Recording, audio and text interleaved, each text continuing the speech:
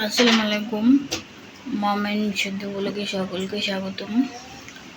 আশা করি আল্লাহর রহমতে সকলেই ভালো আছেন, আমরাও ভালো আছি।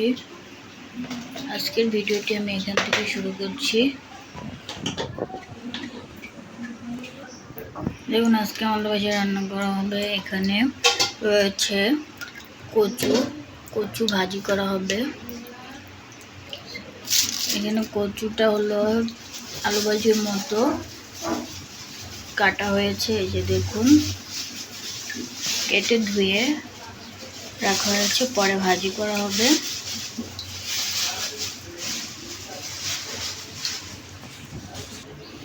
আর এখানে চুলায় রান্না করা হচ্ছে ডাউল। আজকের ডাউলটা হলো এখন পানি দেওয়া হবে না, গোটা ডাউল রান্না করা হবে।